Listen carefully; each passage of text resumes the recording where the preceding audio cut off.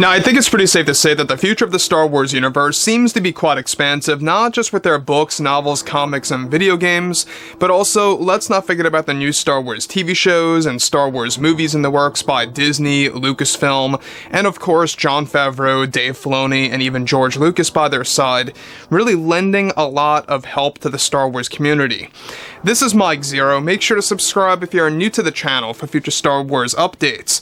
Also, by the way, guys, make sure to drop a thumbs up on this video to support the channel. I thank you all so very much for the kind support. It is greatly appreciated.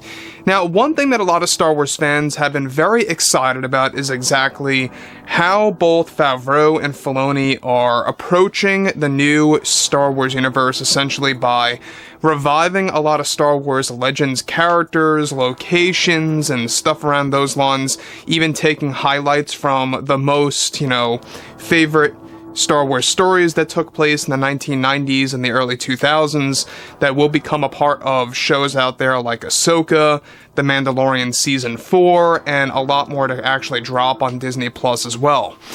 Now, on top of all of this, we already know that Disney CEO Bob Chapek wants to make sure that he can leave a footprint into the Star Wars universe, basically leaving behind a Star Wars legacy.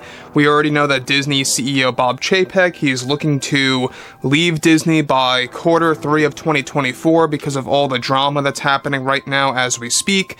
So there's a lot of things happening at the same exact time, right? And at the end of the day, we gotta give Chapek a little bit of credit, right? Because he is the one that's allowing Favreau, Filoni, and Lucas to do as they please with the new Star Wars universe moving ahead.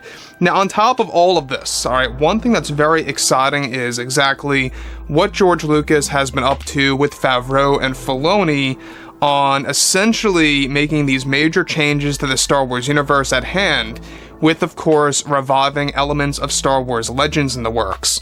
Now, with both Disney and Lucasfilm now focused on their new Star Wars universe with TV shows that are set to be announced at this year's and next year's Star Wars Celebration event, both Jon Favreau and Dave Filoni are currently developing brand new Star Wars TV shows with creator George Lucas that will take many elements from Star Wars Legends. However, it's noted that currently George Lucas is guiding Jon Favreau and Dave Filoni on key choices to make for what is to be made canon for the Star Wars universe moving ahead for the fans. Now, further, it's noted that Lucas recently finalized the plans to make it happen that the Skywalker bloodline within the Mandoverse era will expand by introducing the son of Luke Skywalker into the official canon by 2023, that will eventually make his way into the Star Wars live-action material that will be done by Jon Favreau and Dave Filoni. Now, Lucas is described to have many goals in mind with Favreau and Filoni on expanding the Skywalkers in this post-Episode 6 era in order to essentially reset the Star Wars franchise and the sequel trilogy in order to actually change the lore. Now, the key aspects that will be revived from Legends involves both Luke and Mara Jade having a child together that will be inserted into the new canon under Disney.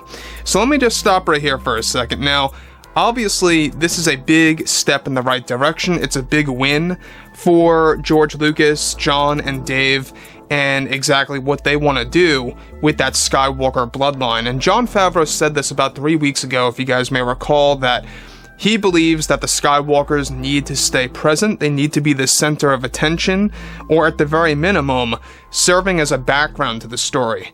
And so far, that's what they have been doing with The Mandalorian Season 2 and the Book of Boba Fett, where Luke is indeed pretty much at times the center of attention or the background character, right? And in a sense, what they are trying to accomplish here is that with each and every Star Wars TV show moving ahead now, they do want to focus on the Skywalkers. We have Luke in Mandalorian Season 2 and Boba Fett. Now we have, of course, Darth Vader in the KENOBI series.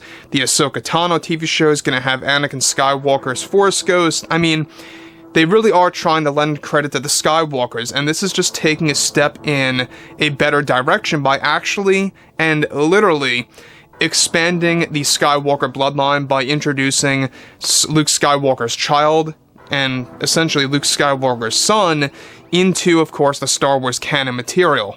So moving from all of that, now Bob Chapek is described to have approved George Lucas's request to canonize Luke Skywalker's son during the Mandoverse era, with one of the projects labeled simply as Star Wars Jedi Knight. Now, Jedi Knight is described to be a series that will focus on Luke Skywalker and the surrounding characters that relate to him or know of him. The addition of Luke's son will be inserted into this project that they plan to drop as early as 2025 for the Star Wars fandom around the globe. Now, though there are no plans to name the character Ben Skywalker, as that would cause confusion with Ben Solo, Lucasfilm is looking to give Luke Skywalker's child a brand new name that this time around in the new canon will be different. Lucas is said to have been the one who was fighting for this to happen for months now, and just recently it was finally set in stone by Disney to move forward with this approach by introducing the secret child of Luke Skywalker. Now, additionally, Lucasfilm creatives, including Favreau and Filoni, are working on key ideas that will make it logical as to why Luke's son was never mentioned or implied in the sequel trilogy movies. They plan on creating such stories for that in future canon that will explain all of this for the community. Now, Favreau and Filoni are excited to work on this canon piece and the continuation of Luke's bloodline, and also the Rey KENOBI concept that is also set to be made canon in the Star Wars universe by next year as well.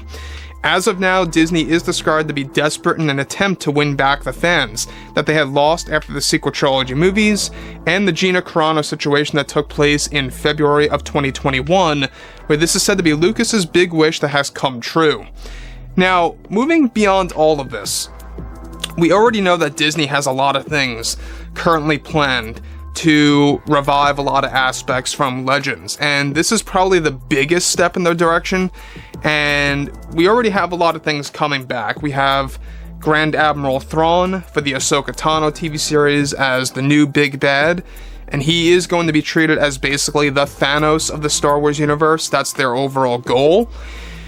But this in particular is a big deal. Now, Luke Skywalker's child is not supposed to actually be shown to the community until Star Wars Jedi Knight. And Jedi Knight is said to be a live-action story that involves Luke and the surrounding characters that know about him or relate to Luke.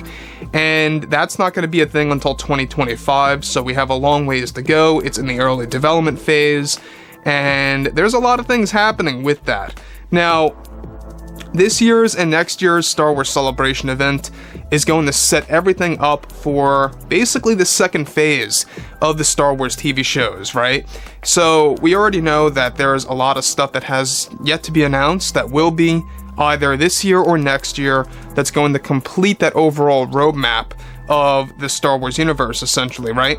So when you look at it in that sense, do I think that the addition of Luke's son is a little too over the top or a little too unrealistic in a sense? Not necessarily. I mean, it's all about how it's going to be executed. If they're just going to throw in Luke's son like randomly out of the blue, it may feel a little overboard, but they gotta work their way up to it, and I'm sure that they're gonna have the proper steps to doing that. They're probably gonna drop little breadcrumbs here and there, you know, in the Mandalorian Season 3 and 4, and the Ahsoka Tano series. That's exactly why they're dropping in Mara Jade to make key appearances in future shows, to slowly build that relationship and to slowly build that connection between the two characters. And that's the overall goal in mind. You know, they want to make sure that they can really slowly build up to new phases of the franchise. This is going to make more sense. So, overall, guys, you know, drop a comment below. Let me know about all of this in the comments, and if you guys did enjoy the content for today, make sure to drop a thumbs up on this video to support the channel. I thank you all so very much for the kind support, and I'll catch you guys next time.